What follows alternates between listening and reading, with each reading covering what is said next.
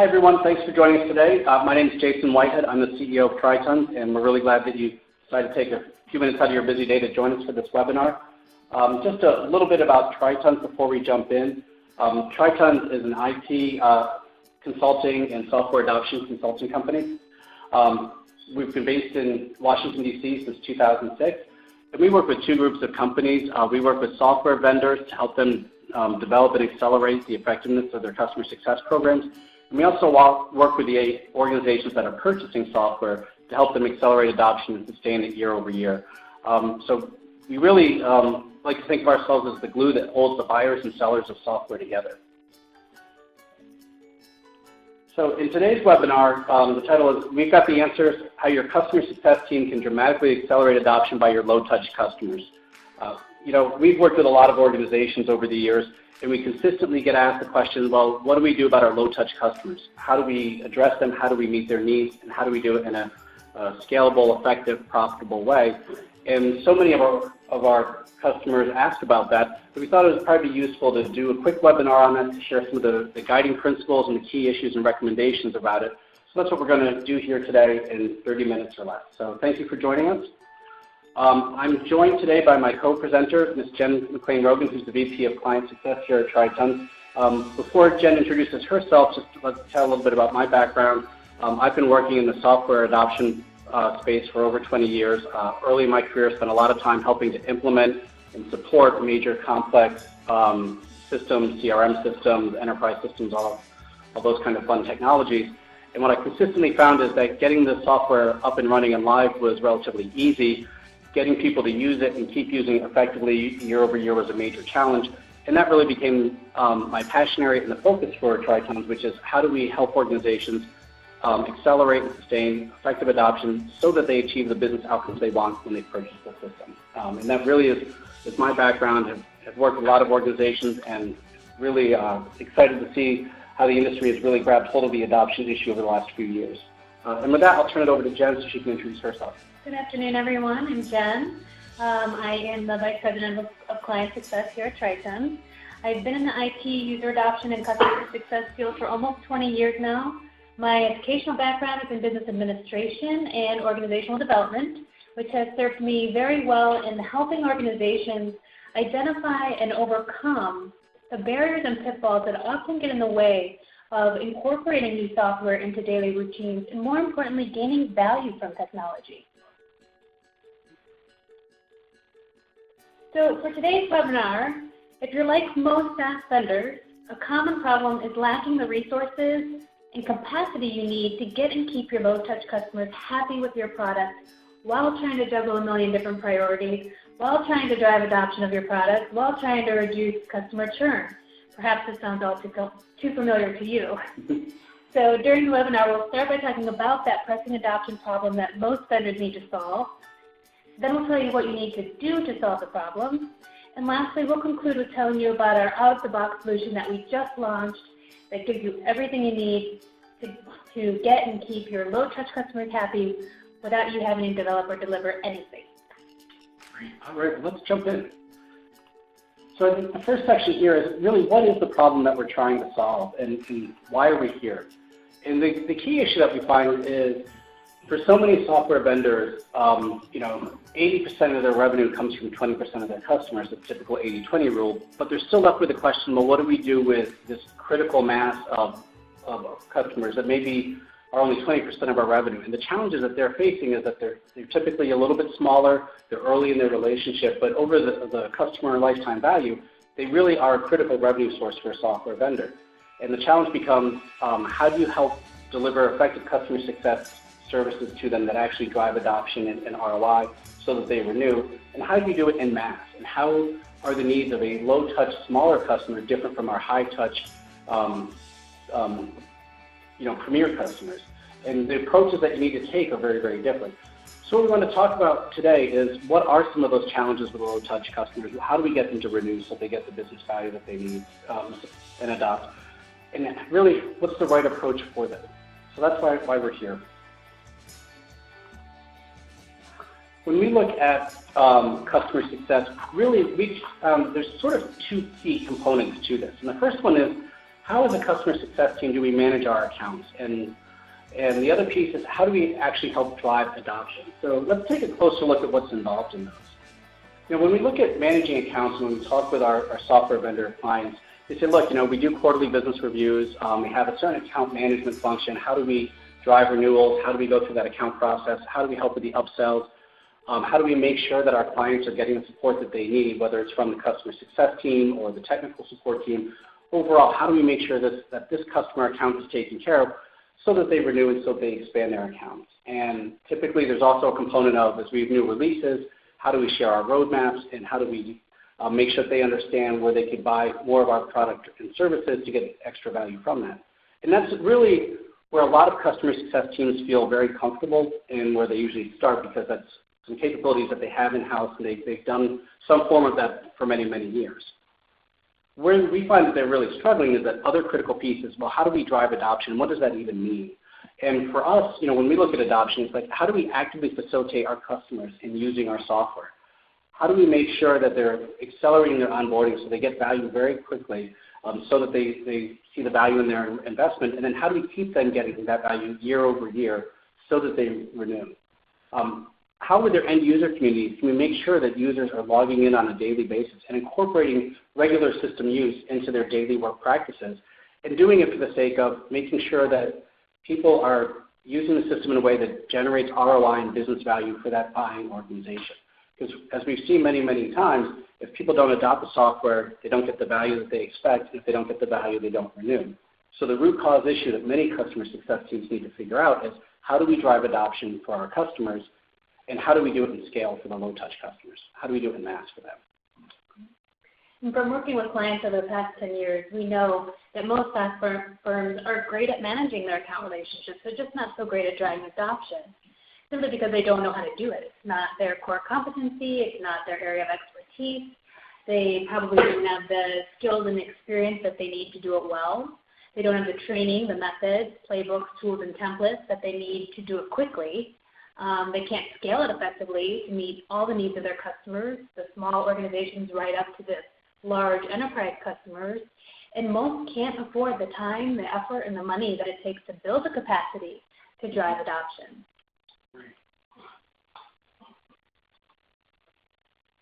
So there's a multitude of tools out there that are effective at helping CS teams manage their accounts and create awareness of product adoption or lack thereof, such as Gainsight, Amity, Tatango, Bluenose, Bolster, StrikeBit, just to name a few.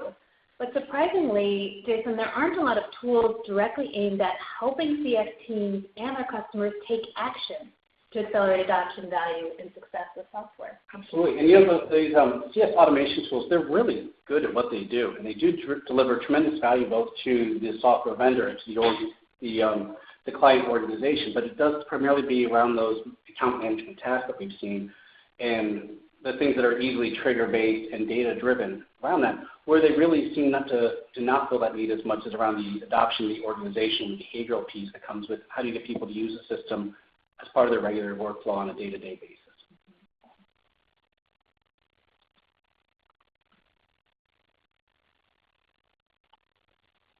Okay. So when we look at all of this and we say, okay, so there's some challenges here that need to be figured out, and what does this mean for both, what does this create for the low-touch customer? Because it's not only just tough on the vendor, it is tough for the customers as well too. And one of the things that we have found when we talk with organizations about to purchase software is, hey, you know what, automation and emails are great, but they really don't drive adoption a whole lot. They are very good at making us aware of functions and features of the system, and they're great at making us aware of what's going on. But they don't really answer the question, well, what do we do and how do we actually move forward now? And the other big challenge that we've seen is many of the smaller organizations, or many organizations full stop, they really do lack the skills and capacity internally to drive adoption within their own user group, which is really quite fascinating. When we talk with CIOs and the IT directors, they're like, we can get a system live, but we don't really know how to drive that adoption. And it's really a critical skill gap that's missing for them, the capacity gap. They probably don't even understand the real need for adoption, and they often think that adoption comes automatic with new software, and it just doesn't work that way. And so they often don't know what to do. They probably don't even have the internal expertise in adoption or even software implementation, for that matter. For example, the person assigned to your system could be a new employee. It could be someone right out of school, or someone who's never implemented a system before, so they probably don't even know the basics. Right. And there's definitely also a lot of misinformation over the years of people trying, the traditional change approaches that they know to do, the training, the communication, the what's in it for me. And while, it's a good minimum, it's not sufficient for really driving adoption, and there's not a lot of effective full scope methodologies out there yet. Right. Okay. So what do we need to do to solve the problem? It's important to note that when we say low touch, that doesn't mean no touch, and we often find that in some SaaS organizations. And as Jason mentioned earlier, emails and automation alone won't get you there, and it won't get your customers there. And I think Jason and I could say with certainty, based on 20-plus years in the IT user adoption field, that there is no silver bullet, unfortunately. There's not any one thing that works for all customers. So you really do need to provide multiple options for low-touch assistance and success. So Jason and I have gathered our 6 key recommendations or must-haves for an effective low-touch adoption solution, which we'll share with you now. Great. Thanks, Jen.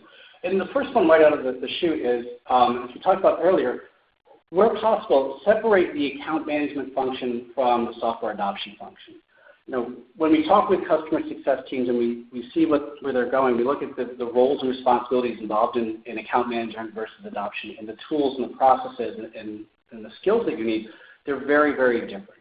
And many of the teams that we've talked to, they say, you know what, some of our staff members really like the adoption work, and they like working with clients in that capacity to help them get more value and working hands-on with them.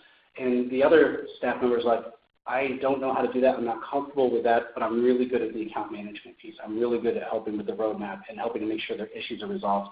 So the first recommendation is, wherever possible, separate out those 2 roles and address them separately, because it does require different skills, methods, and approaches. Okay. And then the second one is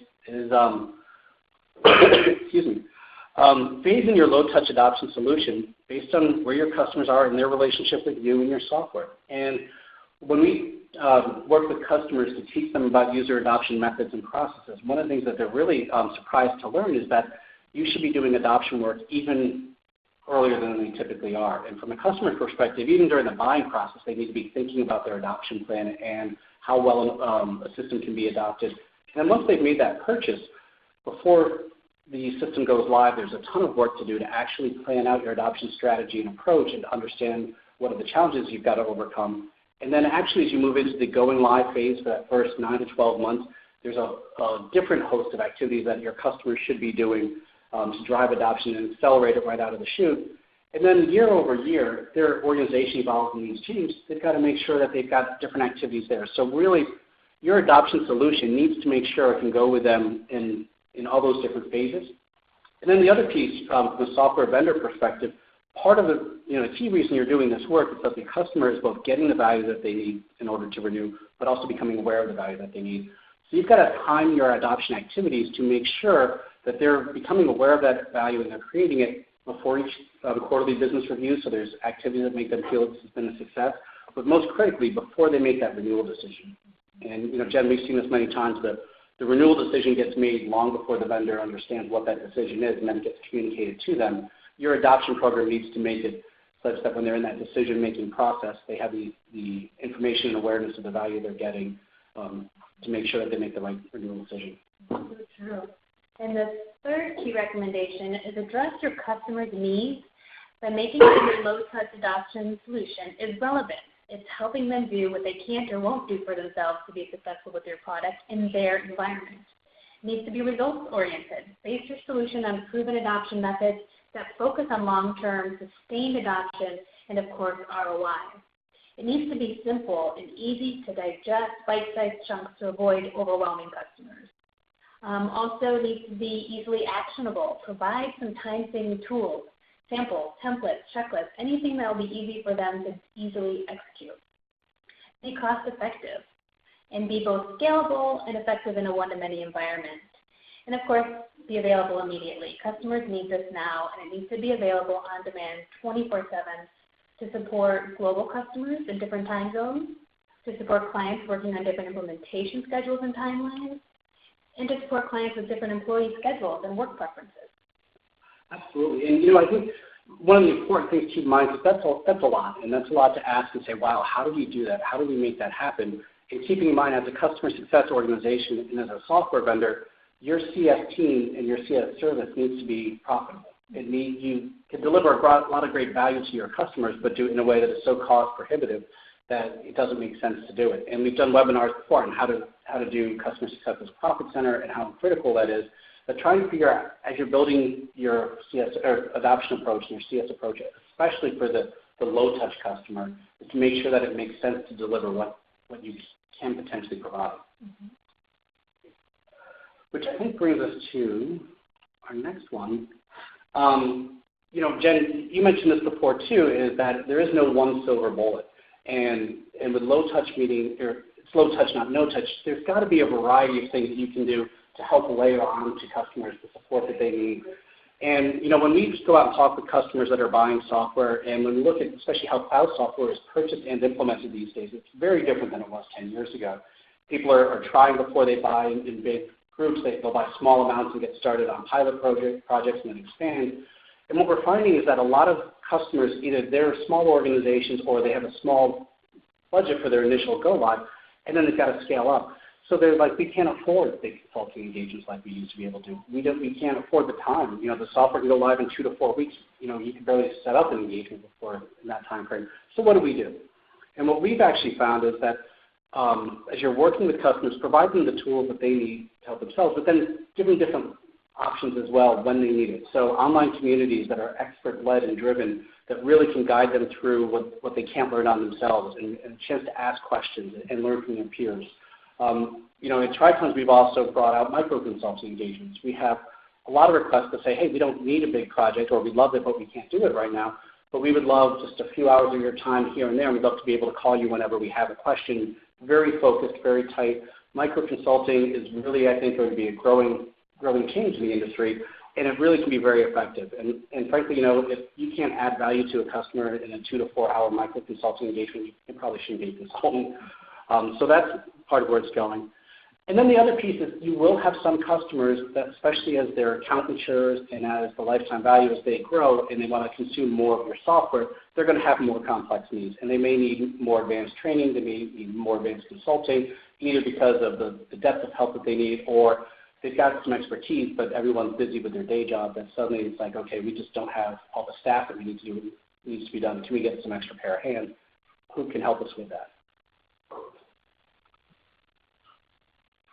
And here's another interesting one that can be sometimes counterintuitive to people, but I think is very, very important to keep in mind. Wherever possible, decouple your adoption solution from your specific software platform. And this is really kind of an interesting thing that people are usually raising an eyebrow about. Mm-hmm. It's the idea that adoption is very specific to your customer's organization and what goes on with them in their context and their staff and how people are operating. And they need to have a structured program working before, after, go live in year over year. In that time frame, you're going to have multiple software releases, especially if you're agile development, have regular sprints and all those good things. And what you need to guard against is making sure that your adoption program is so tightly integrated in with your software release schedule that every time there's a release, it puts extra work on the customer or it throws off the effectiveness of their adoption program. So what you need to make sure you're doing is designing an adoption program that largely can stand on its own but has touch points into incorporating new software releases and new functionality as it becomes available, but the core critical component of the adoption program is still sustainable without it. And from a software vendor perspective, that also frees you up as well too, that as you're going through and coming up with new releases and functionality and you want to get them out there in the market and to your customers as quickly as possible, you've eliminated the need to also update a whole bunch of adoption work and adoption programming materials and collateral and other things. By keeping them separate as best you can, it really enables everything to move faster. And your solution needs to meet the evolving needs of your customers, because your customer's business environment won't stay static. There will be new strategic goals and priorities. They'll have new employees, promotions, organizational restructuring, which will change roles and responsibilities in their organization and who uses your product and how they use it. So the challenge for vendors then is helping their customers evolve their adoption goals and efforts year after year to make sure your system is still being used in ways that delivers value. as your software evolves so that your customers will continue to renew year after year. Wow, yeah, that's a lot. And so that's just a very quick overview of the 6 recommendations. And when you look at all that in your software vendor, you're like, wow, yep, I see where all that fits with my customer success program and my customers' needs and what they keep telling me. How do I deliver that? And how do I build that quickly and affordably and effectively without making all the mistakes that come with a first-time try? And that's why, we put our heads together. We said, you know what? There is a huge need, and we keep having customers ask for it. Can you help us with this? But how do we do that quickly and scalably? So we came up with the answer. And the answer for us is AdopTech. And we're really quite excited about it and happy to share it. So AdopTech really, let's talk about it here. AdopTech is really focused on actually how do you help your customers drive adoption for themselves so that your CS team can focus on what they do best, which is really managing their accounts. And AdopTech is really meant to complement your other customer success tools and fill in that critical gap that's always there, which is what do I do for adoption? What's my playbook? What's my capacity? How do I get all of that? And make sure that it's effective and ready to roll. So let's talk about what AdopTech actually is. AdopTech really is a cloud-based software adoption success playbook, and it's intended to be used by CS teams and directly by your customers. And what it includes in here is multiple components, but the big one right out of the gate is it includes a lot of self-paced user adoption training. It teaches them the fundamentals of what are user adoption issues, how do you structure a program, how do you address it before, after, and during go live, and what as a customer do I need to do to create value inside my organization. It's really quite exciting.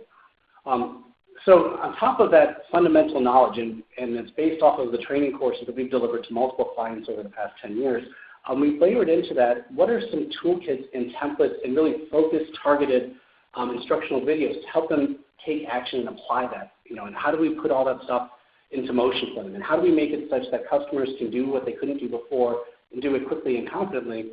And by using these templates and tools that we've baked into AdopTech, we've eliminated the need for them to create it from scratch so they can move faster, and we've done a lot of the work for them already.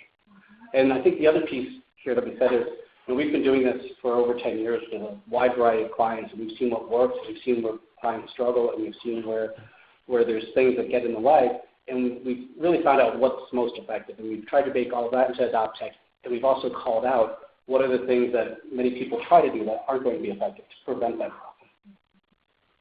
Right, and I think what I really like about our AdopTech solution is that it's self-service. So your customers can use it, like Jason said, at their own pace. It can be used in their own space, anywhere, and anytime it's convenient for them. It can be used with any size organization and with any level of complexity because it provides your customers the opportunity to get additional help from our adoption experts if they need additional help or if they just want to ask questions or get more ideas and best practices for accelerating adoption in their specific environment. So here are a few screenshots of AdopTech, which is available online via our Tri-Tens website. To use AdopTech, the user simply logs in. They'll have access to our toolkits and our online training courses, which are organized by topics such as adoption strategy and plan, effective training and communications, as well as organized by timing. So if they're before go live, what should they be focused on? If they're at go live or after go live, what should they be focused on?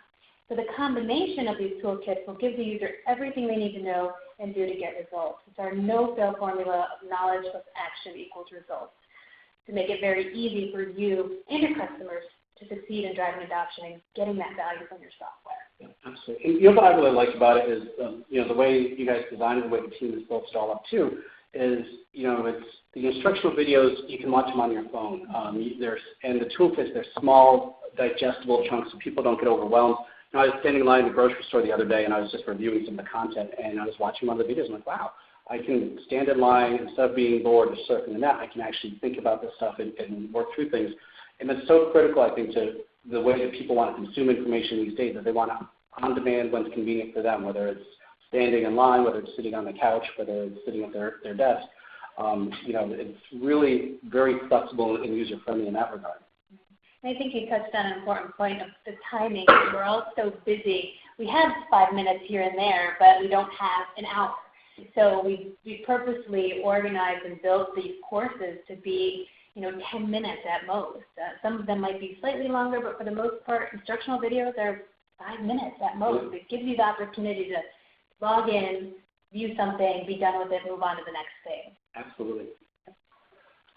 Which I think also comes to sort of the next piece that you had brought up earlier. This is so critical here is, since there is no silver bullet, how do you create those layers for success? How do you add in those optional components where people can get additional help if they need it, share additional ideas, ask experts, learn from each other? And what does that need to look like? And how can you put together a really effective customer success program, especially for your low-touch customers, but also for all customers, that incorporates all of these layers and pieces together? So what we've tried to do here is outline what are some options and what do those layers look like. And when we look at this sort of multi-option approach for adoption success, building off of the automation capabilities that are in there that are very, that's easy to do in mass, but their effectiveness tends to be a little bit lower. And then on top of that, you provide AdopTech, that self-service component that is so critical, that lets people do for themselves what they couldn't do before. And it removes a lot of that work from the customer success team and put it back on the buyer organization, where really they're the ones who need to be doing it. It's their organization. They're the only ones who can really effectively drive adoption or improve. Mm-hmm. And then as you move up, adding in the community calls, one of the things that's incorporated with the AdopTech program is that if you are an AdopTech user, you are welcome to weekly calls and to attend in, and you can learn from experts. They're focused, they're led on specific topics at specific times so that you can ask questions, you can hear best practices from others, you can overcome some challenges. And it really is that great and very effective learning community that's so essential, especially for a one-to-many environment where you've got to support a lot of low-touch people and you need to do it in a cost-effective way. And then as we moved up, we said, Tritons also does offer the micro-consulting.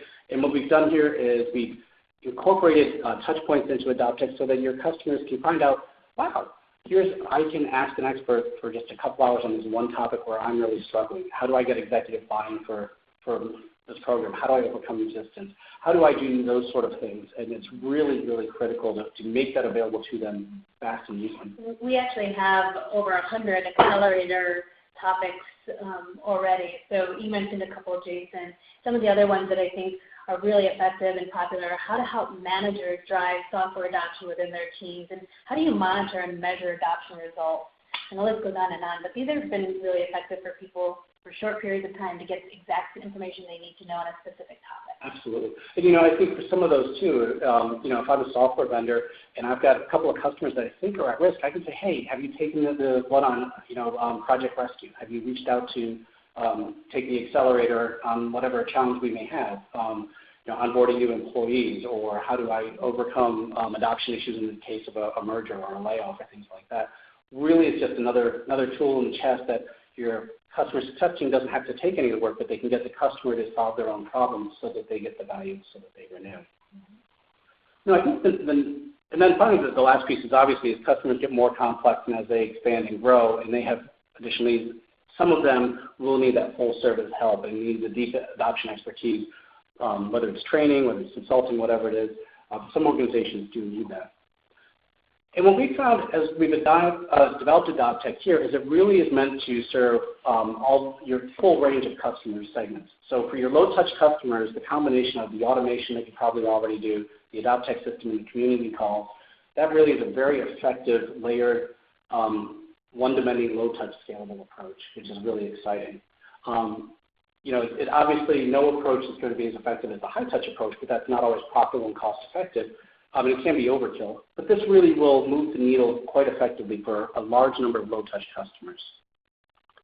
And then as your customer segments get a little bit more complex, the medium touch and things like that, they can still get all the value and benefits of AdopTech and the community calls and the automation and those emails. So it's that layer. And then you can put on top of that, they get the option to get the accelerators as well, get that little bit of help just when they need it.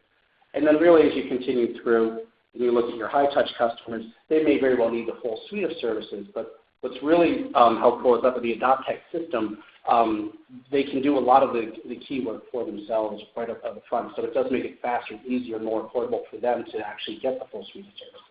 Right. And our live training courses have been extremely effective for our clients in helping them get the knowledge they need quickly, and also being able to practice application of that knowledge well, we're there to help them. If they get stuck, if they have questions, if we can see that they're heading down the wrong path, we can quickly correct course for them and get them on their way. Yeah. Actually, with one of our large customers, we're doing a rollout to all 50 states, and they had deployment teams and adoption teams within each state. And it was cost prohibitive at the time to send all of their staff members to the in-person training. With AdopTech, all of them could be easily gotten access to that full suite of training materials, plus all the toolkits they would need. It really would have, had this been available at the time, it really would have changed the needle for them and the effectiveness and the cost of their adoption efforts for their program. So really it's exciting how it can apply across the full suite of customers. Okay. So when we look at this and when we look at AdopTech and what it is, it really is intended, again, as the glue that tries to hold vendors and buyers together, we tried to design AdopTech in a way that would really meet the needs of both of them. And so for the vendors, we said, look, they don't have the time and capacity and expertise to really build an effective program. Wouldn't it be great if they could buy when it meets their need? And so we've incorporated all that. And also, how do we make it cost effective to deliver it in the solution? Many of them, they're building all the playbooks and toolkits, but how do they deliver that? And how do they deliver it at scale? And how does that work with their low-touch, medium, and high-touch customers? We've taken care of it. And really, this is hundreds of hours of work to build this content, let alone the 10 years of learning and experience of what doesn't work. So we've pretty much eliminated that learning curve and expense and the fact that you may spend a lot of time and money as a vendor building something that just doesn't work. It's already there, and we've had the proven results with our customers. And what's also exciting here is that it does put that adoption responsibility back in the lap of the customer. You've enabled them to do it for themselves. And really, they're the ones who have to drive adoption. This is just another tool to make it so they can do that effectively and quickly. And then I think the final piece that we talked about, for a low-touch customer, this could be your entire approach right there in terms of driving adoption. You still do your account management function. You let your customer success people maintain that relationship, work on the software, make sure they get the support that they need to do. But this really, for your low-touch customers, this can be your adoption approach and playbook all in one standalone.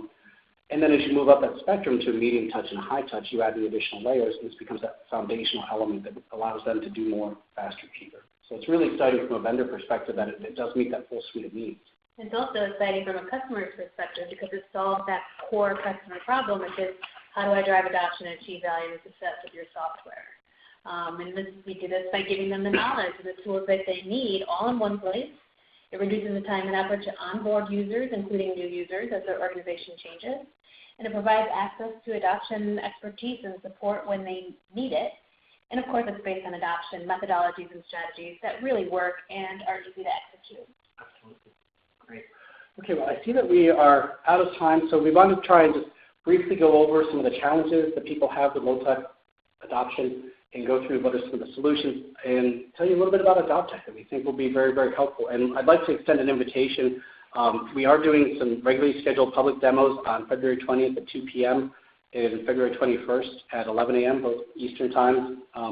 If you are interested, please sign up for one or both of those public demos, or if you'd like to have your own demo and we'll walk you through and talk about your specific needs and challenges and customer issues and help you understand how AdopTech might solve those needs for you, please come to our website and you can schedule a private demo, and we'd be very happy to meet with you and to see where we can help. Really, we hope that you found this helpful. If you have questions, please don't hesitate to contact us via our website, our phone number, or at info@tritons.com. We would love to help you. Great. Thank you so much for joining us. And please, if you haven't seen our other webinars, like Profitable Customer Success or some of the user adoption technique ones, they're available on our website under the resources page. Give us a call. We'd love to talk with you. We'd love to help. It's what we do. Great. Thank you. Thanks, everyone.